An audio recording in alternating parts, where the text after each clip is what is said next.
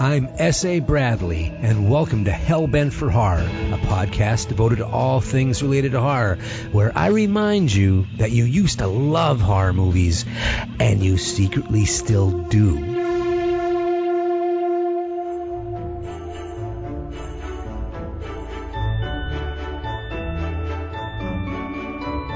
Hello, everybody, and welcome to the 2021 edition of Christmas Ghost Stories on Hellbent for Horror. If you've been a long-time listener, you know that for the last several years, I've been indulging in the old British tradition of telling a ghost story at Christmas. Now, of course, telling ghost stories and weird tales of the supernatural around the winter solstice is older than the word Christmas itself. Ancient Romans celebrated Saturnalia, which was named after the god Saturn, and the Germanic Norsemen celebrated Odin with Yule. Now, both of these ancient celebrations took place on the winter solstice, the shortest day of the year, and both were punctuated with ghost stories. The stories were a way to deal with the loss of loved ones over the years, and the stories were also a way to acknowledge the hard winter that was in front of them. The Romans and the Norsemen, they knew how to party, but they also knew how to respect the strange world around them. Of course, strange worlds. I think it's safe to say that 2021 did not live up to its expectations as a return to normal life. It might have felt like we knew less about the strange world around us than the ancient Romans and Norsemen did theirs. Yes, our anxiety levels collectively rose in 2020, and they didn't drop in 2021. We horror fans, on the other hand, somehow found comfort and balance in our favorite genre. It's one of the key reasons why I love the horror genre so much. Horror stories can unnerve you, they can even frighten you, but horror stories can never hurt you. In a world full of danger and uncertainty, there is comfort in a scary story that you have control over. I think many of us have come to the humbling conclusion that we have very little control over the outcome of what's happening to the big picture of our civilization. On the other hand, the horror story, and in this case, the horror story on a podcast, if you don't like the way it's going, if it makes you uncomfortable, if it presses on raw nerves, you know what? You can hit pause or turn it off completely. But if you make it through a horror story, there is a sense of accomplishment, a sense of victory over the shadows. And that is a victory that our normal world, denies us most of the time. Ghost stories help us put a brave face on while we look into the unknown, the dark night of that shortest day. And they are a reminder, just like they were for the Norsemen and the Romans, that although it might be dark now, brighter days are coming, sooner or later. So, without further ado, please feel free to sit back with the warm drink of your choice in your hand, and feel free to turn down the lights. It's time for a Christmas ghost story. Our story today comes from one of my favorite authors, Algernon Blackwood. Algernon wrote weird tales about how little we know about the natural world, but he also wrote creepy ghost stories. This story first appeared in Pall magazine in December of 1908. It was published just in time for Christmas, and the story takes place around Christmas. I give you The Kit Bag. When the words "not guilty" sounded through the crowded courtroom that dark December afternoon, Arthur Wilbraham, the great criminal lawyer and leader for the triumphant defense, was represented by his junior. Johnson, his private secretary, carried the verdict across to his chambers like lightning. "It's what we expected, I think," said the barrister without emotion, "and personally, I am glad the case is over." There was no particular sign of pleasure that his defense of John Turk, the murderer, on a plea of insanity had been successful, for no doubt he felt, as everybody who had watched the case felt, that no man had ever better deserved the gallows. "I'm glad too," said Johnson. He had sat in the court for 10 days, watching the face of the man who had carried out with callous detail one of the most brutal and cold-blooded murders of recent years. The counsel glanced up at his secretary. They were more than employer and employed. For family and other reasons, they were friends. "Ah, remember, yes," he said with a kind smile. "And you want to get away for Christmas. You're going to skate and ski in the Alps, aren't you? If I was your age, I'd come with you." Johnson laughed shortly. He was a young man of 26, with a delicate face like a girl's. "I can catch the morning boat now," he said. "But that's not the reason I'm glad the trial's over. I'm glad it's over because I've seen the last of that man's dreadful face. It positively haunted me. Bat-white skin, with the black hair brushed low over the forehead, is a thing I shall never forget. And the description of the way the dismembered body was crammed and packed with lime into that—" "Don't dwell on it, my dear fellow," interrupted the other, looking at him curiously out of his keen eyes. "Don't think about it. Such pictures have a trick of coming back when one least wants them." He paused a moment. "Now go," he said presently, "and enjoy your holiday. I shall want all your energy for my parliamentary work when you get back. And don't break your neck skiing." Johnson shook hands and took his leave. At the door, he turned suddenly. "I knew there was something I wanted to ask you," he said. "Would you mind lending me one of your kit bags? It's too late to get one tonight, and I leave in the morning before the shops are open." "Of course. I'll send Henry over with it to your rooms. You shall have it the moment I get home."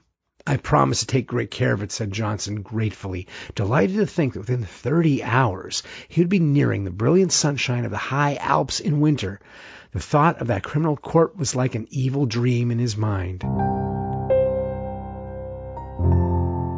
He dined at his club and went on to Bloomsbury, where he occupied the top floor in one of those old gaunt houses in which the rooms are large and lofty. The floor below his own was vacant and unfurnished, and below that were other lodgers whom he did not know. It was cheerless, and he looked forward heartily to a change. The night was even more cheerless. It was miserable, and few people were about. A cold, sleety rain was driving down the streets before the keenest east wind he had ever felt. It howled dismally along the big, gloomy houses of the great squares, and when he reached his rooms, he heard it whistling and shouting over the world of black roofs beyond his windows. In the hall he met his landlady, shading a candle from the draughts with her thin hand. "This come by a man from your Wilbrams, sir." She pointed to what was evidently the kit bag, and Johnson thanked her and took it upstairs with him. "I shall be going abroad in the morning for 10 days, Mrs. Monks," he said. "I'll leave an address for letters." "And I hope you'll have a Merry Christmas, sir," she said in a raucous, wheezy voice that suggested some spirits already. "And better weather than this." "I hope so, too," replied her lodger, shuddering a little as the wind went roaring down the street outside. When he got upstairs, he heard the sleet volleying against the window panes. He put his kettle on to make a cup of hot coffee, and then set about putting a few things in order for his absence. "And now I must pack, such as my packing is," he laughed to himself, and set to work at once. He liked the packing, for it brought the snow mountain so vividly before him, and made him forget the unpleasant scenes of the past 10 days. His friend had lent him a stout canvas kit bag, sack-shaped, with holes around the neck for the brass bar and padlock. It was a bit shapeless, true, and not much to look at, but its capacity was unlimited, and there was no need to pack carefully. He shoved in his waterproof coat, his fur cap and gloves, his skates and climbing boots, his sweaters, his snow boots and ear caps, and then on the top of these he piled his woolen shirts and underwear, his thick socks, puttees, and knickerbockers. The dress suit came next, in case the hotel people dressed for dinner, and then, thinking of the best way to pack his white shirts, he paused a moment to reflect. "That's the worst of these kit bags," he mused vaguely, standing in the center of the sitting room where he had come to fetch some string. It was after 10 o'clock. A furious gust of wind rattled the windows as though to hurry him up. and he thought with pity of the poor Londoners whose Christmas would be spent in such a climate, whilst he was skimming over snowy slopes in bright sunshine and dancing in the evening with rosy-cheeked girls. Ah, that reminded him. He must put in his dancing pumps and evening socks. He crossed over from his sitting room to the cupboard on the landing where he kept his linen. And as he did so, he heard someone coming softly up the stairs. He stood still a moment on the landing to listen. It was Mrs. Monk's step, he thought. She must be coming up with the last post. But then the steps ceased suddenly, and he heard no more. They were at least 2 flights down, and he came to the conclusion they were too heavy to be those of his bibulous landlady. No doubt they belonged to a late lodger who had mistaken his floor. He went into his bedroom and packed his pumps and dress shirts as best he could. The kit bag by this time was 2/3 full and stood upright on its own base like a sack of flour. For the first time he noticed that it was old and dirty, the canvas faded and worn, and that it had obviously been subjected to rather rough treatment. It was not a very nice bag to have sent him, certainly not a new one or one that his chief valued. He gave the matter a passing thought, and then went on with his packing. Once or twice, however, he caught himself wondering who it could have been wandering down below, for Mrs. Monk's had not come up with letters, and the floor was empty and unfurnished. From time to time, moreover, he was almost certain he heard a soft tread, someone padding about over the bare boards, cautiously, stealthily, as silently as possible, and further, that the sounds had been lately coming distinctly nearer. For the first time in his life, he began to feel creepy. Then, as though to emphasize this feeling, an odd thing happened. As he left the bedroom, having just packed his recalcitrant white shirts, he noticed that the top of the kit bag lopped over towards him with an extraordinary resemblance to a human face. The canvas fell into a fold like a nose and a forehead, and the brass rings for the padlock just filled the position of the eyes. A shadow, or was it a travel stain? For he could not tell exactly. Looked like hair. It gave him rather a turn, for it was so absurdly, so outrageously like the face of John Turk, the murderer. He laughed and went into the front room where the light was stronger. That hard case has got in my head. I shall be glad of a change of scene and air. In the sitting room, however, he was not pleased to hear again that stealthy tread upon the stairs, and to realize that it was much closer than before, as well as unmistakably real. And this time he got up and went out to see who it could be creeping about on the upper staircase at so late an hour. The sound ceased. There was no one visible on the stairs. He went to the floor below, not without trepidation, and turned on the electric light to make sure that no one was hiding in the empty rooms of the unoccupied suite. There was not a stick of furniture large enough to hide a dog in there. Then he called over the banisters to Mrs. Monk's, but there was no answer, and his voice echoed down into the dark vault of the house and was lost in the roar of the gale that howled outside. Everyone was in bed and asleep, everyone except himself and the owner of this soft and stealthy tread. My absurd imagination, I suppose, he thought. It must have been the wind after all, although it seemed so very real and close, I thought. He went back to his packing. It was by this time getting on towards midnight. He drank his coffee up and lit another pipe, the last before turning in. It is difficult to say exactly at what point fear begins, when the causes of that fear are not plainly before the eyes. Impressions gather on the surface of the mind, film by film, as ice gathers upon the surface of still water, but often so lightly that they claim no definite recognition from the consciousness. Then a point is reached where the accumulated impressions become a definite emotion, and the mind realizes that something has happened. With something of a start, Johnson suddenly recognized that he felt nervous, oddly nervous. Also, that for some time past the causes of this feeling had been gathering slowly in his mind, but that he had only just reached the point where he was forced to acknowledge them. It was a singular and curious malaise that had come over him, and he hardly knew what to make of it. He felt as though he were doing something that was strongly objected to by another person, moreover, who had some right to object. It was a most disturbing and disagreeable feeling, not unlike the persistent promptings of conscience, almost, in fact, as if he were doing something he knew to be wrong. Yet, though he searched vigorously and honestly in his mind, he could nowhere lay his finger upon the secret of this growing uneasiness, and it perplexed him. More, it distressed and frightened him. "Pure nerves, I suppose," he said aloud with a forced laugh. "Mountain air will cure all that.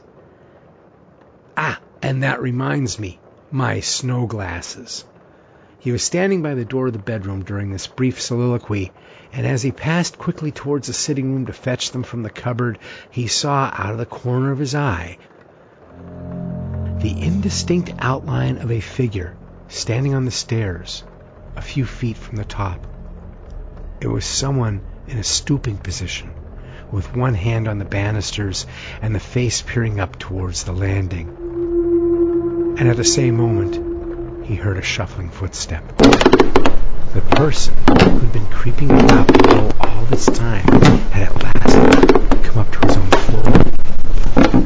Who in the world could it be, and what in the name of heaven did he want? Johnson caught his breath sharply and stood stock still. Then, after a few seconds' hesitation, he found his courage and turned to investigate.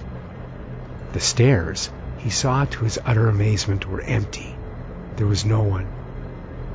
He felt a series of cold shivers run over him, and something about the muscles of his legs gave a little and grew weak. For the space of several minutes, he peered steadily into the shadows that congregated about the top of the staircase where he had seen the figure. And then he walked fast, almost ran, in fact, into the light of the front room. But hardly had he passed inside the doorway when he heard someone come up the stairs behind him, down swiftly into his bed. It was a heavy, but at the same time a stealthy footstep, the tread of someone who did not wish to be seen. And it was at this precise moment that the nervousness he had hitherto experienced leaped the boundary line and entered into the state of fear, almost of acute, unreasoning fear. Before it turned into terror, there was a further boundary to cross, and beyond that again lay the region of pure horror. Johnson's position was an unenviable one. "That was someone on the stairs, then," he muttered, his flesh crawling all over. "And whoever it was has now gone into my bedroom." His delicate, pale face turned absolutely white, and for some minutes he hardly knew what to think or do. Then he realized intuitively that delay only set a premium upon fear, and he crossed the landing boldly and went straight into the other room where, a few seconds before, the steps had disappeared. "Who's there? Is that you, Mrs. Monks?" He called aloud as he went, and heard the first half of his words echo down the empty stairs, while the second half fell dead against the curtains in a room that apparently held no other human figure than his own. "Who's there?"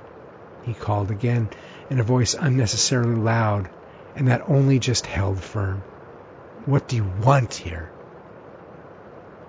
The curtain swayed very slightly, and, as he saw it, his heart felt as if it almost missed a beat, yet he dashed forward and drew them aside with a rush.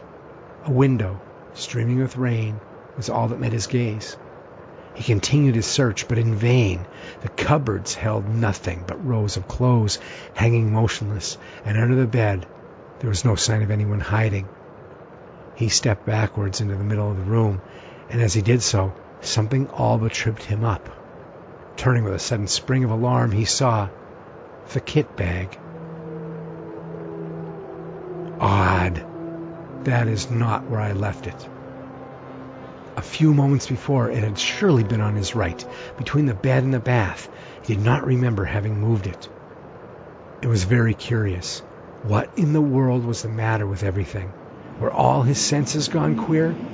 A terrific gust of wind tore at the windows, dashing the sleet against the glass with the force of a small gunshot, and then fled away howling dismally over the waste of Bloomsbury roofs.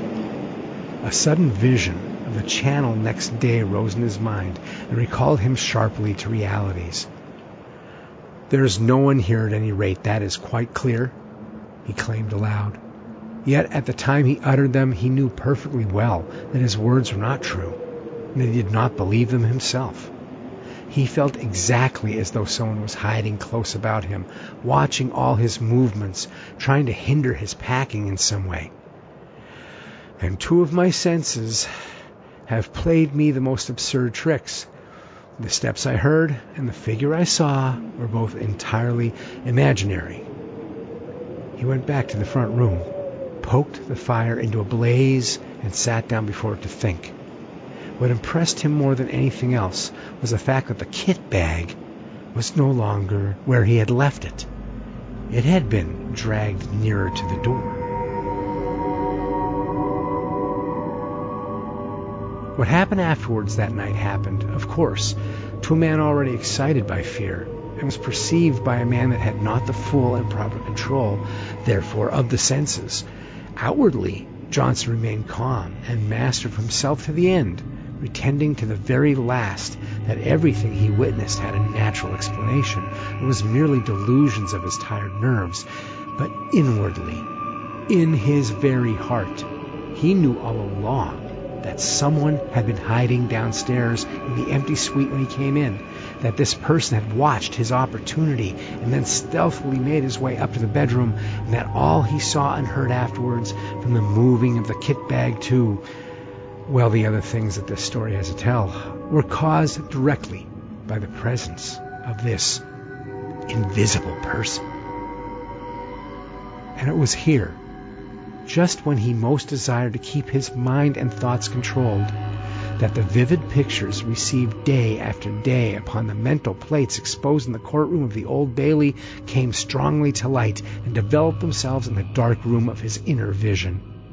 Unpleasant, haunting memories have a way of coming to life again just when the mind least desires them, in the silent watches of the night, on sleepless pillows, during the lonely hours spent by sick and dying beds.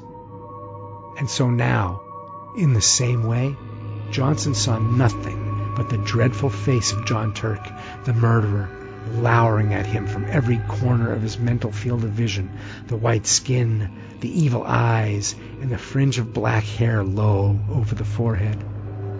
All the pictures of those 10 days in court crowded back into his mind, unbidden and very vivid. "This is all rubbish and nerves," he exclaimed at length, springing with sudden energy from his chair. "I shall finish my packing and go to bed. I'm overwrought, overtired. No doubt at this rate I shall hear steps and things all night." But his face was deadly white all the same. He snatched up his field glasses and walked across to the bedroom, humming a music hall song as he went, a trifle too loud to be natural. And the instant he crossed the threshold and stood within the room, something turned cold about his heart. He felt that every hair on his head stood up.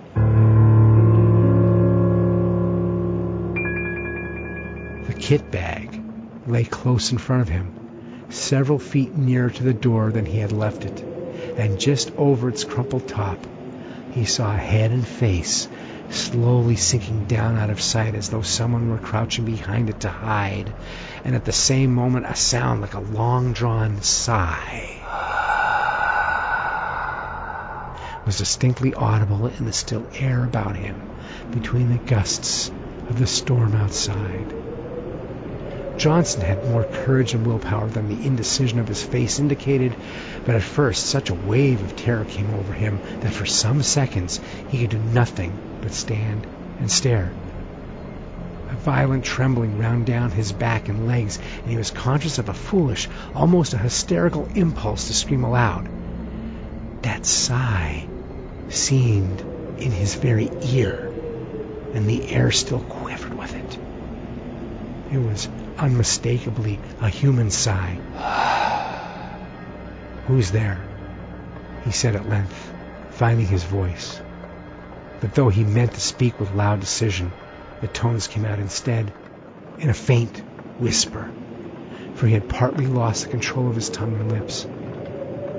He stepped forward so he could see all round and over the kit bag. Of course, there was nothing there, nothing but the faded carpet and the bulging canvas sides. He put out his hands and threw open the mouth of the sack where it had fallen over, being only 3 parts full, and then he saw, for the first time, that around the inside, some 6 inches from the top, there ran a broad smear of dull crimson. It was an old and faded blood stain. He uttered a scream and drew back his hands as if they had been burnt. At the same moment, the kit bag gave a faint but unmistakable lurch forward towards the door.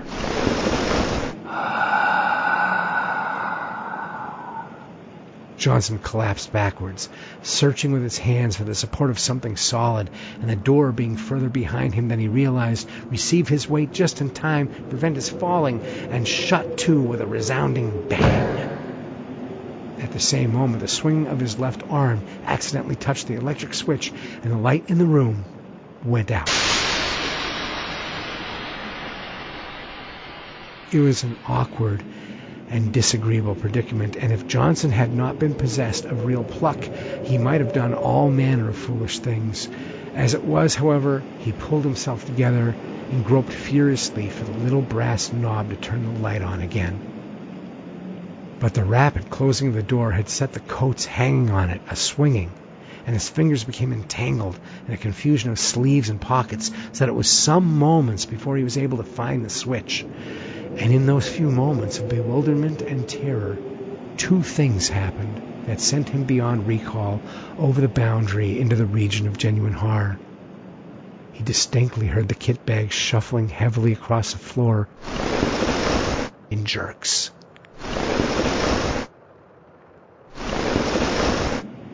And close in front of his face sounded once again the sigh of a human being.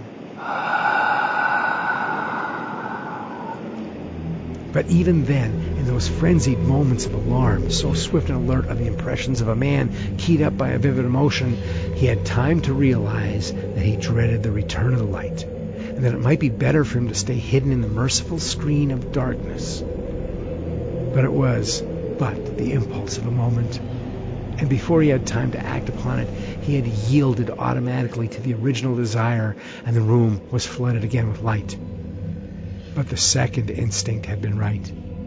It would have been better for him to have stayed in the shelter of the kind darkness, for there, close before him, bending over the half-packed kit bag, clear as life in the merciless glare of the electric light, stood the figure of John Turk, the murderer.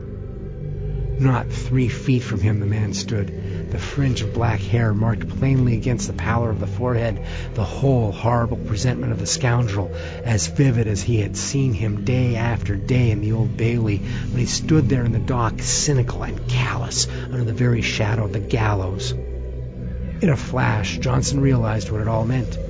The dirty and much-used bag, the smear of crimson within the top, the dreadful stretched condition of the bulging sides. He remembered how the victim's body had been stuffed into a canvas bag for burial, the ghastly, dismembered fragments forced with lime into this very bag, and the bag itself produced as evidence. It all came back to him clear as day. Very softly and stealthily, his hand groped behind him for the handle of the door. But before he could actually turn it, the very thing that he most of all dreaded came about, and John Turk lifted his devil's face and looked at him. At the same moment, that heavy sigh passed through the air of the room, formulated somehow into words. "It's my bag and I want it."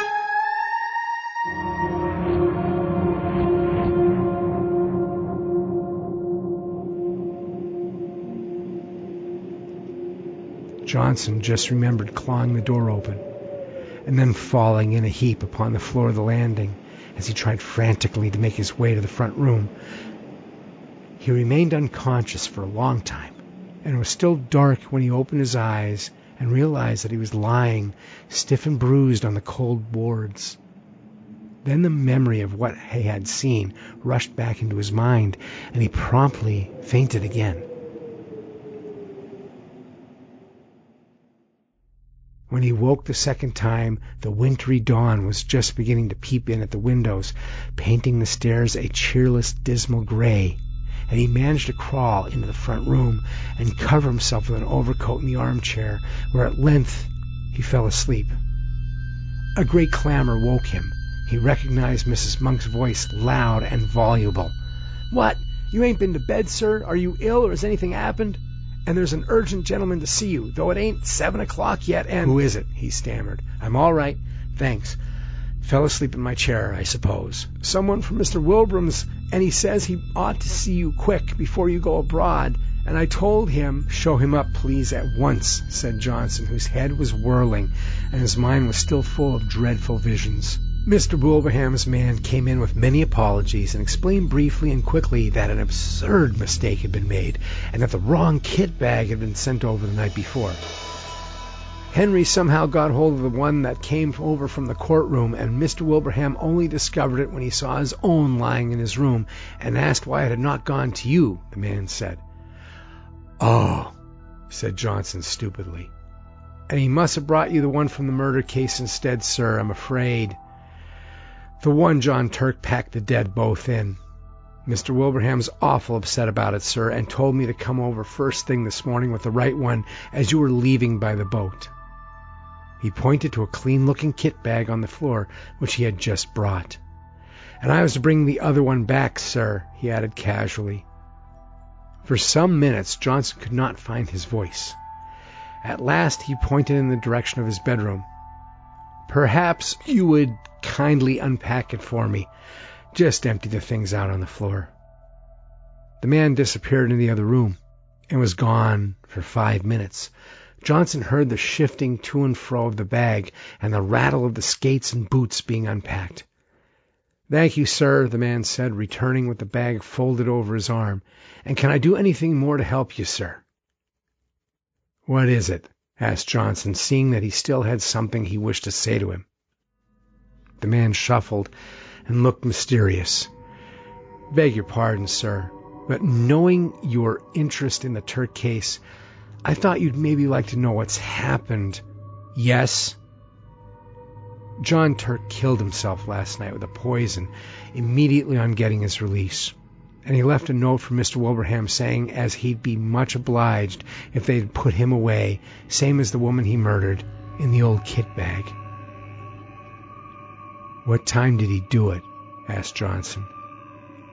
10 o'clock last night, sir, the warder says. The end.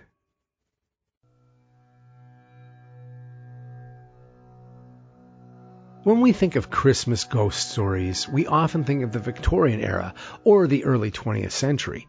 However, the tradition is gaining in popularity and new Christmas ghost stories are appearing in print. This next story was published on the 24th of December 2013 in the Guardian Weekend magazine. The author is Jeanette Winterson, and the name of the story is dark Christmas.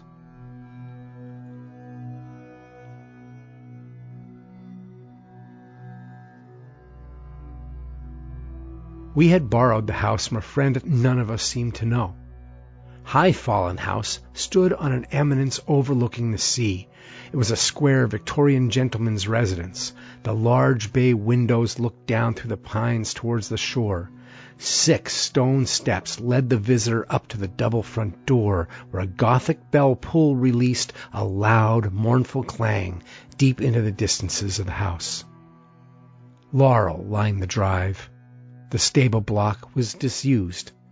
The walled garden had been locked up in 1914 when the gardeners went to war. Only one had returned. I had been warned that the high brick wall enclosing the garden was unsafe. As I passed it slowly in the car, I saw a faded notice falling off the paint-peeled door. Do not enter. I was the first to arrive. My friends were following by train, and I was to collect them the next day, and then we would settle down to Christmas. I had driven from Bristol, and I was tired. There was a Christmas tree roped on the top of my 4x4 and a trunk load of provisions. We were not near any town, but the housekeeper had left stacked wood to build a fire, and I had brought a shepherd's pie and a bottle of Roja for my first night. The kitchen was cheerful enough once I had got the fire going and the radio playing while I unpacked our festive supplies. I checked my phone. No signal. Still, I knew the time of the train tomorrow, and it was a relief to feel that the world had gone away. I put my food in the oven to heat up, poured a glass of wine, and went upstairs to find myself a bedroom.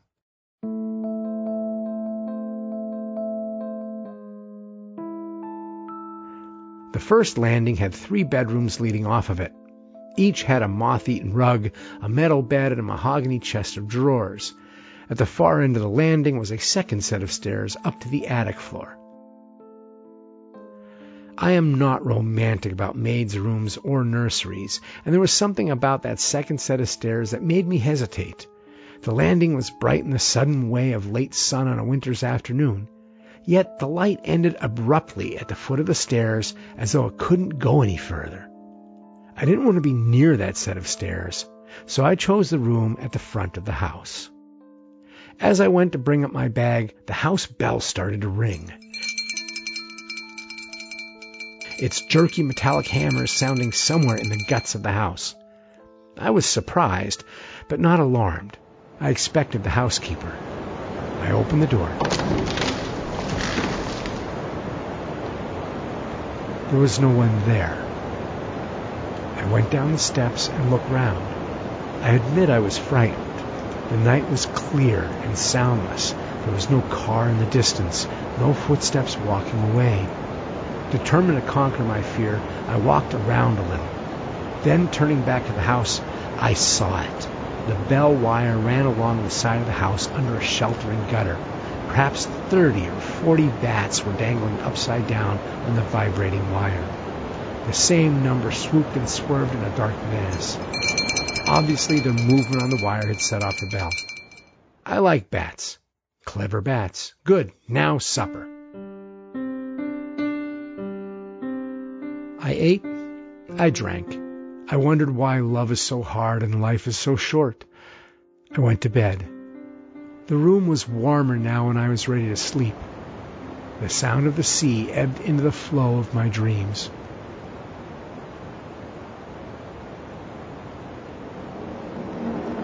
I woke from a dead sleep in dead darkness to hear what? What can I hear? It sounded like a ball bearing or a marble rolling on the bare floor above my head. It rolled hard on hard and then hit the wall.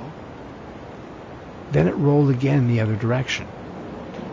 This might not have mattered except that the other direction was upwards. Things can come loose and roll downwards, but they cannot come loose and roll upwards unless someone... That thought was so unwelcome that I dismissed it along with the law of gravity. Whatever was rolling over my head must be a natural dislodging. The house was drafty and unused. The attics were under the eaves where any kind of weather might get in. Weather or an animal. Remember the bats. I pulled the covers up to my eyebrows and pretended not to listen.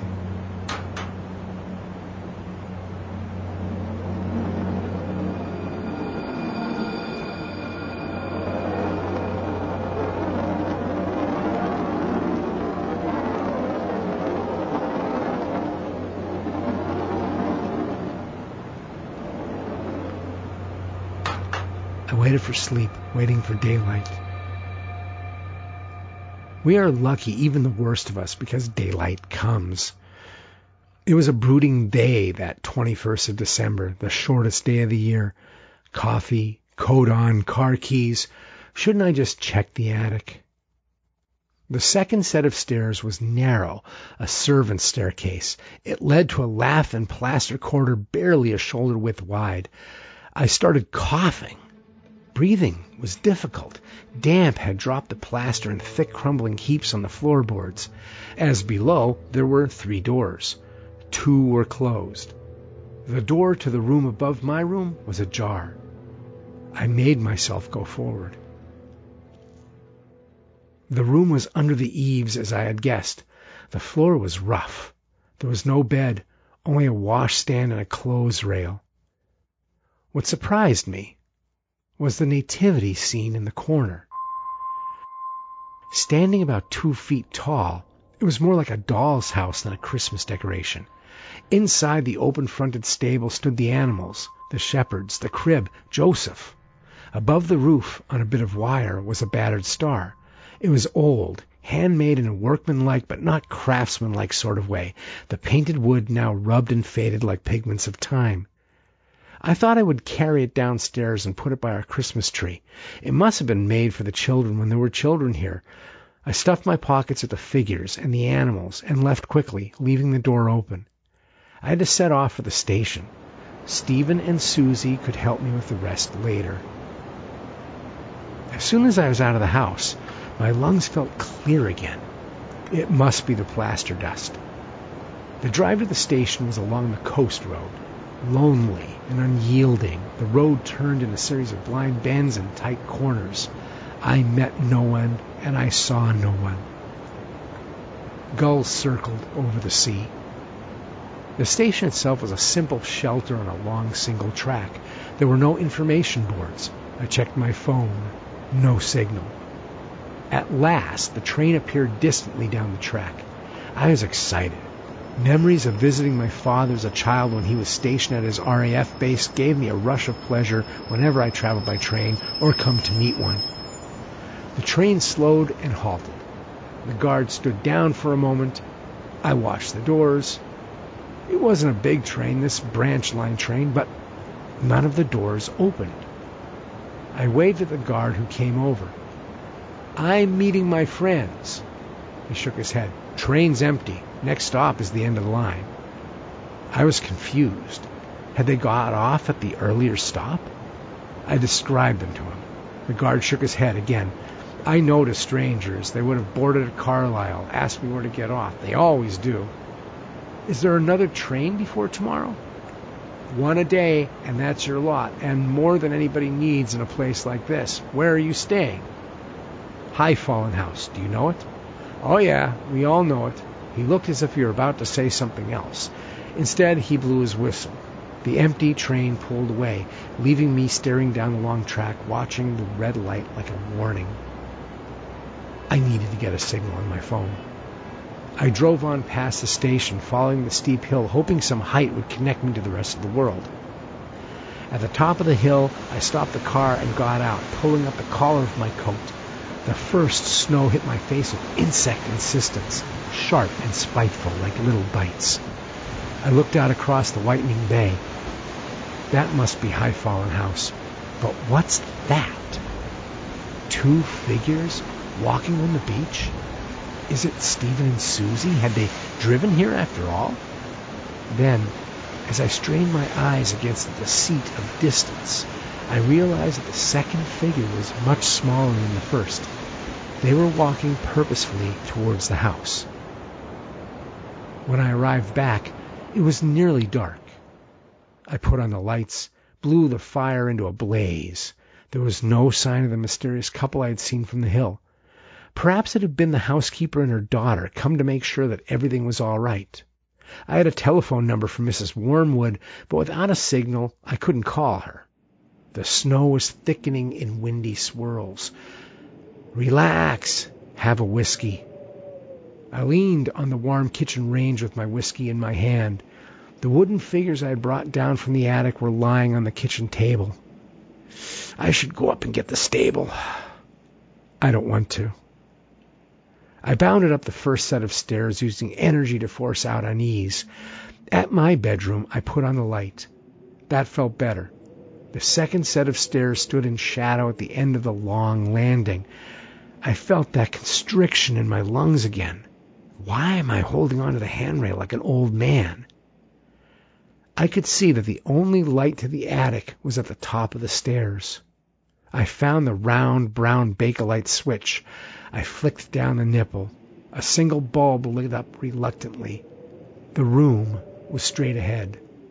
The door was closed. Hadn't I left it open?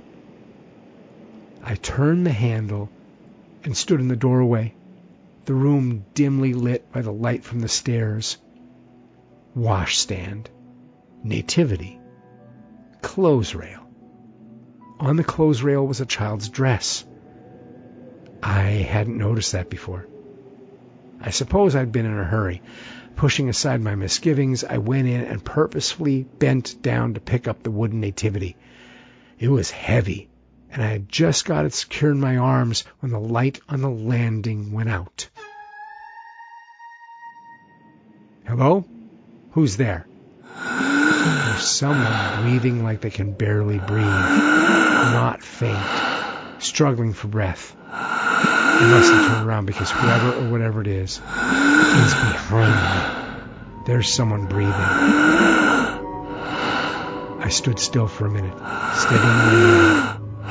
Then I shuffled forward towards the edge of light coming up from downstairs. At the doorway, I heard a step behind me. I lost my balance and put out a hand to steady myself. My hand gripped something wet. The clothes rail. It must be the dress. My heart was overbeating. Don't panic. Bakelite, bad wiring, strange house, darkness, aloneness. That's what it is. Aloneness. But you're not alone, are you?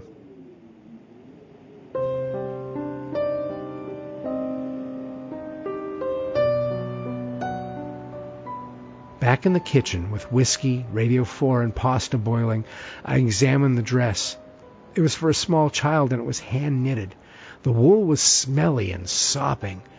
I washed it out and left it hanging over the sink to drip. I guessed there must be a hole in the roof, and the dress had been soaking up the rain for a long time.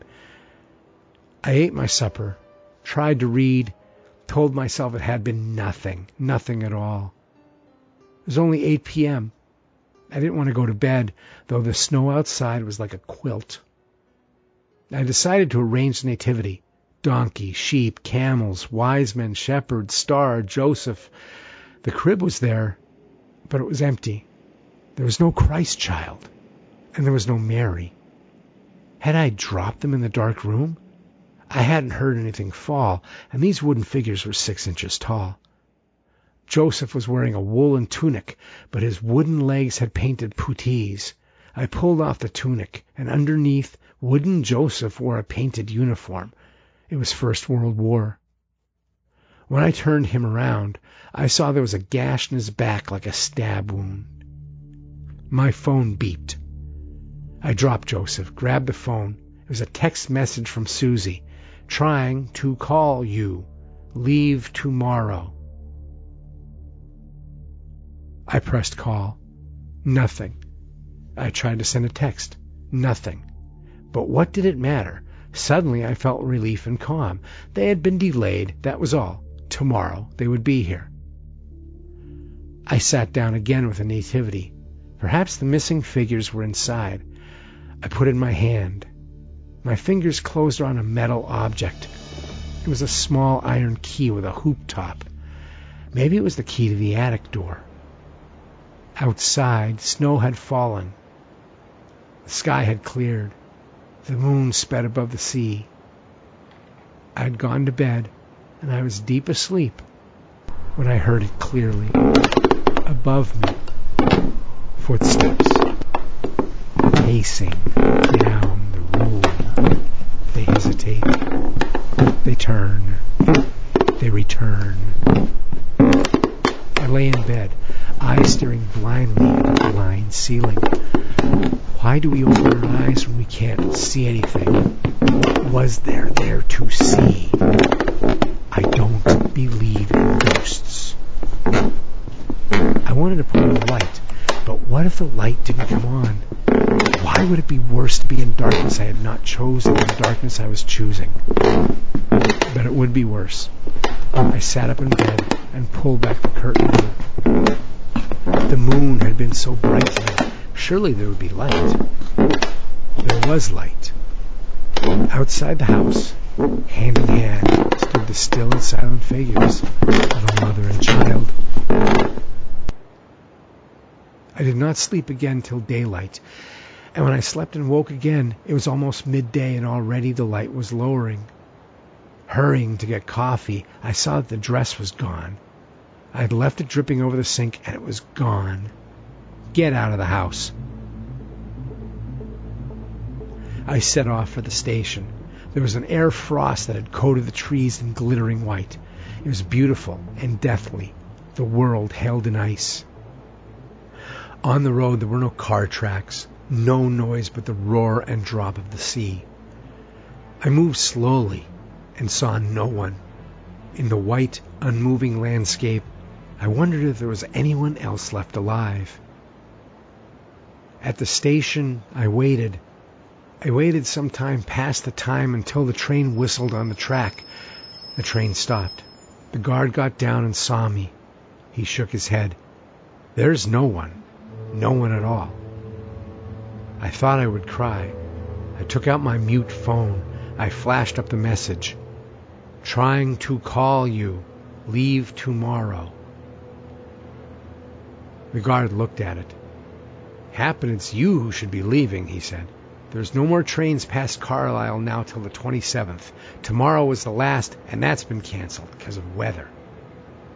I wrote down a number and gave it to the guard. Will you phone my friends and tell them I am on my way home? On the slow journey back to High Fallen House, I filled my mind with my departure. It would be slow and dangerous to travel at night, but I could not consider another night alone, or not alone. All I had to do was manage 40 miles to Inchbarn. There was a pub and a guest house and remote but normal life. The text message kept playing in my head. Had it really meant that I should leave? And why? Because Susie and Stephen couldn't come? Weather? Illness? It's all a guessing game. The fact is, I have to go. The house seemed subdued when I returned. I'd left the lights on and I went straight upstairs to pack my bag. At once I saw that the light to the attic was on. I paused, breathed. Of course it's on. I never switched it off. That proves it's a wiring fault.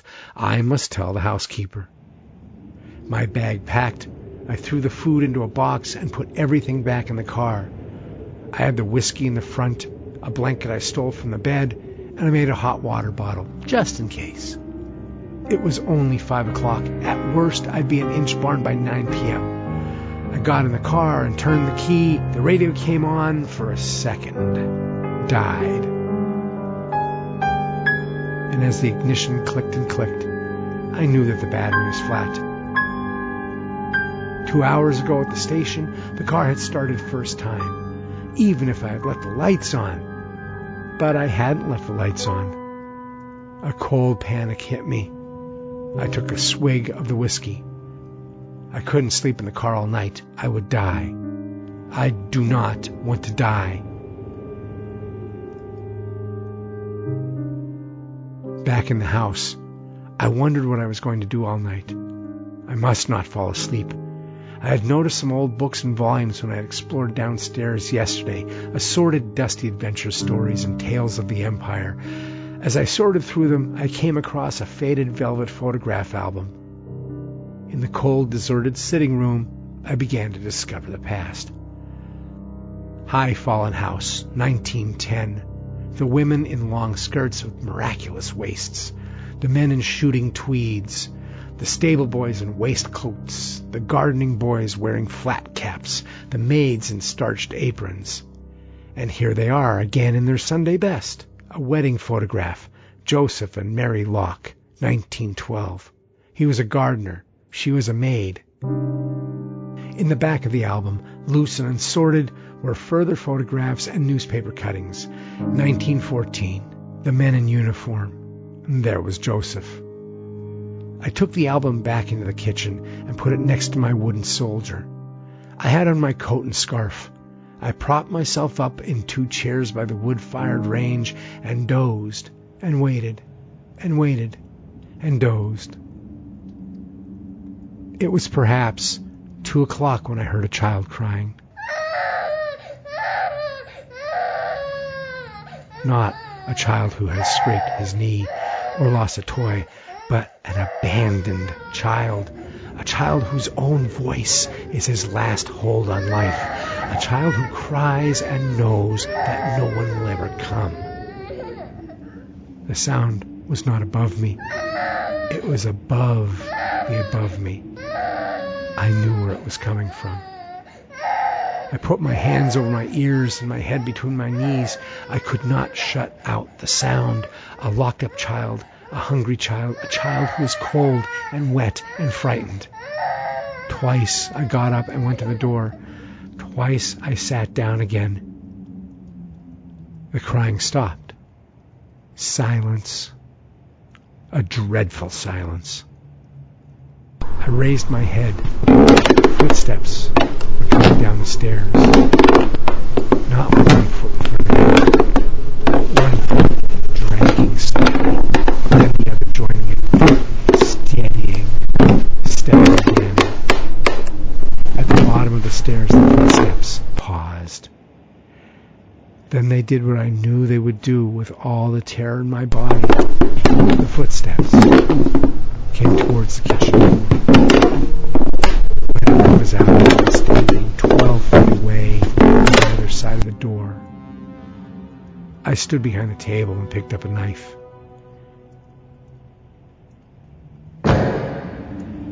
The door swung open with violent force that rammed the brass doorknob into the plaster of the wall. Wind and snow blew into the kitchen, whirling up the photographs and cuttings on the table. I saw that the front door itself was wide open, the entrance hall like a wind tunnel.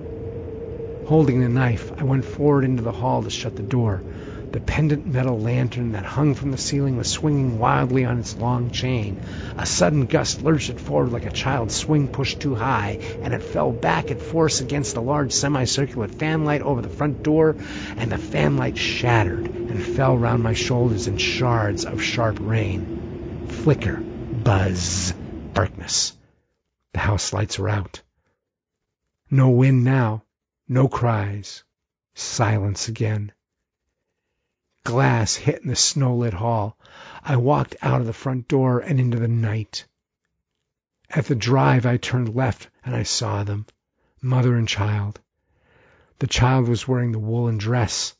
She had no shoes. She held up her arms piteously to her mother, who stood like stone. I ran forward. I grabbed the child in my arms. There was no child. I had fallen face down in the snow. Help me! That's not my voice. Help me! That is not my voice. I'm on my feet again. The mother is ahead of me. I follow her. She's going towards the walled garden. She seems to pass through the door, leaving me on the other side. Do not enter. I tried the rusty hoop handle. It broke off, taking a piece of door with it. I kicked the door open. It fell off its hinges. The ruined and abandoned garden lay before me. A walled garden of 1 acre used to feed 20 people here, but that was a long time ago. There were footprints in the snow. I followed them. They led me to the bothy, its roof patched with corrugated iron. There was no door, but the inside seemed dry and sound. There was a tear-off calendar still on the wall, 22nd December, 1916. I put my hand in my pocket, and I realized that the key from the nativity was there. At the same time, I heard a chair scrape on the floor in the room beyond. I had no fear anymore. As the body first shivers and then numbs with cold, my feelings were frozen. I was moving through shadows as one who dreams. In the room beyond, there was a low fire lit in a tiny tin fireplace. On either side of the fire sat the mother and the child. The child was absorbed, playing with a marble. Her bare feet were blue, but she did not seem to feel the cold any more than I did. Are we dead then? Am I dead? The woman with the shawl over her head looked at me with deep, expressionless eyes. I recognized her. It was Mary Locke. She nodded at me, or not at me, at some other me, in some other time. I do not know. Her gaze went to a tall cupboard. I knew that my key fitted this cupboard, that I must open it. I did so. A dusty uniform fell out, crumpling like a puppet. The uniform was not quite empty of its occupant. The back of the faded wool jacket had a long slash where the lungs would have been. I looked at the knife in my hand.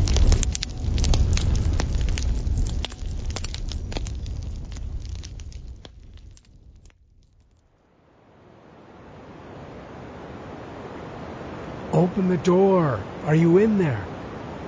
Open the door. I woke to blinding white. Where am I?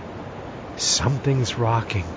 It's the car. I am in my car. A heavy glove was brushing off the snow. I sat up. I found my keys.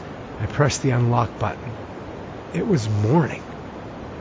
Outside was the guard from the train and a woman who announced herself as Mrs. Wormwood. Fine mess you've made here, she said. We went into the kitchen. I was shivering so much that Mrs. Wormwood relented and began to make coffee. Alfie fetched me, she said, after he spoke to your friends.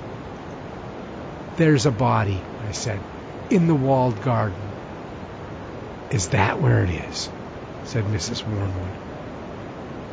At Christmas, 1914, Joseph Locke had gone to war. Before he left for Flanders, he had made a nativity scene for his little girl. When he came back in 1916, he had been gassed. They heard him, climbing the stairs, gasping for breath through froth-corrupted lungs. His mind had gone, they said. At night in the attic where he slept with his wife and child, he leaned vacantly against the wall, rolling the child's marbles up and down and up, pacing, pacing, pacing. One night, just before Christmas, he strangled his wife and daughter. He left them for dead in the bed and went out. But his wife was not dead. She followed him. In the morning they found her sitting by the nativity, her dress dark with blood, his finger marks livid at her throat. She was singing a lullaby and pushing the point of the knife into the back of the wooden figure. Joseph was never found. Are you going to call the police? I said. What for? Said Mrs. Wormwood. Let the dead bury the dead. Alfie the guard went out to see to my car. It started up the first time. The exhaust blew in the white air. I left them clearing up, and I was about to set off when I remembered I'd left my radio in the kitchen. I went back inside. The kitchen was empty. I could hear the two of them up in the attic. I picked up the radio. The nativity was on the table as I had left it. But it wasn't as I had left it. Joseph was there, and the animals, and the shepherds, and the worn-out star. And in the center was the crib. Next to the crib were the wooden figures of a mother and child. The end.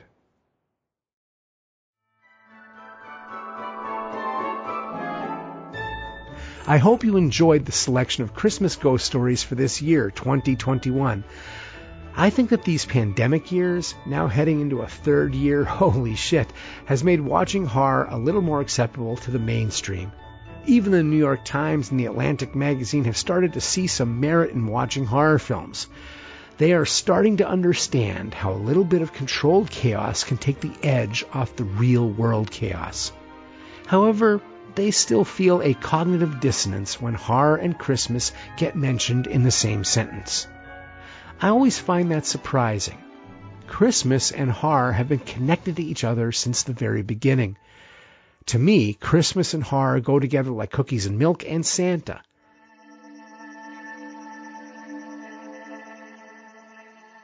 I think it's safe to say that, even though the holiday emphasizes peace and goodwill, the Christmas season also brings us a lot of anxiety, stress, family tension, and even some childhood trauma. For some, family gatherings can be as terrifying as any slasher film could ever be, and the manic energy of unbridled consumerism and the oppressiveness of the insincere good cheer may make some fantasize about starting their own personal slasher films. A good horror film gives us a safe place to confront these dark emotions and acknowledge the shadow self we all carry within us. It lets us have a friendly handshake with our own demons, even during the most wonderful time of the year. Just as it's natural to experience comfort and joy at this time, it is also natural to experience the lack of comfort and joy.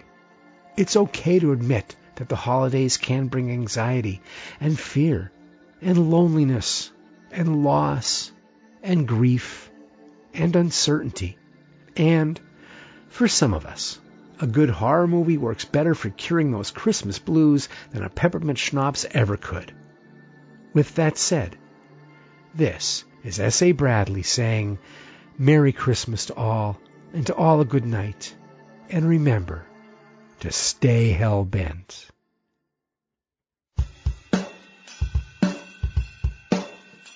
And thanks for listening to the show. Hellbent for Horror was written and broadcast by me, S.A. Bradley, and produced by me and Lisa Gorski. You can find more on our website, hellbentforhorror.com, and I'm also on Facebook at facebook.com/hellbentforhorror, and my Twitter handle is hellbenthorror. Please hit that subscribe button to get H4H hot off the press. And if you can do a review on iTunes or whatever app you listen to us on, that really helps people get to find us. And now for some Hellbent for Horror news. The podcast is available on some more outlets now, so you can listen to H4H on Spotify, iHeartRadio, and TuneIn Radio, as well as the regular iTunes, Android, and Amazon apps. And let there be swag. H4H t-shirts are now on sale. We have a store on tpublic.com with a bunch of Hellbent for Horror designs, and you can have your choice of t-shirts, sweatshirts, hoodies, coffee mugs, something horrible beautiful for you or that someone special. The link to the merchandise store is on our website, hellbentforhorror.com. And until we meet again, stay hellbent.